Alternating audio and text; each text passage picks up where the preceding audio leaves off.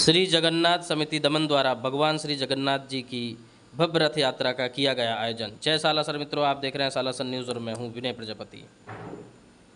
दमन में श्री जगन्नाथ समिति द्वारा भव्य जगन्नाथ रथ यात्रा का शुभारंभ किया गया। रथ यात्रा जलाराम मंदिर 3 रस्ते से प्रारंभ की गई। उसके बाद सत्यनारायण मंदिर, नानी दमन, 4 रास्ता, पोस्ट ऑफिस, एकता उद्यान एवं दिलीप नगर होते हुए पुनः जलाराम मंदिर पर रथ यात्रा का समापन किया गया। उसके तत्पश्चात महाप्रसाद का आयोजन किया गया, जिसमें लगभग 10 लिया। सर्व समाज के सहयोग एवं सम्मति से इस भव्य रथ यात्रा का आयोजन किया गया एवं सकुशलतापूर्वक समापन भी किया गया। श्री अश्विन भाई बारोट दक्षिण गुजरात प्रांत विश्व हिंदू परिषद के सहमंत्री के रूप में विशेष उपस्थिति रही। समाज के लोगों ने जगन्नाथ रथ यात्रा का और सबसे बड़ी बात रही इसमें जय जगन्नाथ रस्सी खींचकर मातृशक्ति होय। आइए देखते हैं जयकारोનો અવાજ पांडे दमन से વિધર્મીઓ સુધી પહોંચવો જોઈએ। આજે કૃષ્ણ ભગવાન નગરની જ્યારે નગરમાં નીકળ્યા છે અને આટલો ઓછો અવાજ, એટલે વિધર્મીઓને ખબર પડવી જોઈએ કે હિન્દુઓ એકત્ર થાય તો શું કરી શકે છે।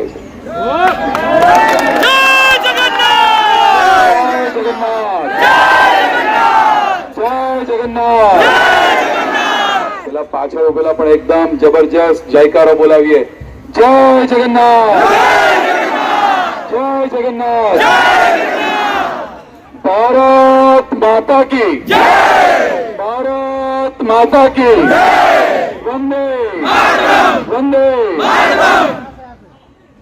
उपस्थित मातृशक्ति, उपस्थित भाईओ, આગેવાનો, પત્રકાર મિત્રો, પ્રશાસન અને અહીંયા જે વંદનીય સંતો ઉપસ્થિત છે બધાને વંદન કરું છું। આપ માતૃશક્તિને પણ વંદન કરું છું। ખરેખર તો થોડીક બીજી દ્રષ્ટિએ કહીએ તો પ્રભુ નગરમાં એ જોવા નીકળશે કે મારા હિન્દુઓ નિષ્ક્રિય તો નથી ને। આપણે આજે કોઈ પ્રક્રિયા નથી કરવાની। એક વાક્ય બરાબર બધા મગજમાં બેસાડી દેજો। સજ્જનની નિષ્ક્રિયતા એ દુર્જનની સક્રિયતાનું પ્રબળ કારણ છે। સજ્જનની નિષ્ક્રિયતા એ દુર્જનની સક્રિયતાનું પ્રબળ કારણ છે। એટલે આપણે સજ્જન શક્તિએ નિષ્ક્રિય નથી થવાનું। આપણે સક્રિય થશું એટલે દુર્જન શક્તિઓ આપોઆપ નિષ્ક્રિય થશે। અને દુર્જન શક્તિ એટલે વિધર્મીઓ।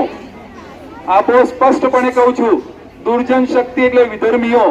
આપણી બહેન દીકરીઓને લઈ જાય છે, આપણી ગાય માતાને કાપે છે। કેમ? કારણ કે સજ્જન નિષ્ક્રિય છે। બાકી એ લોકોની ક્ષમતા ક્યાં છે? આ હિન્દુઓ ખાલી બહેનોની આમન્યાને કારણે વાક્ય નથી બોલાતું। બાકી એ હિન્દુઓ એકત્રિત થાય ને અને ખાલી કશું નહીં કરે ને અને મૌનથી ખાલી ઉભા રહે ને તો બી કોઈની ક્ષમતા નથી કે કોઈ કંઈ કરી શકે।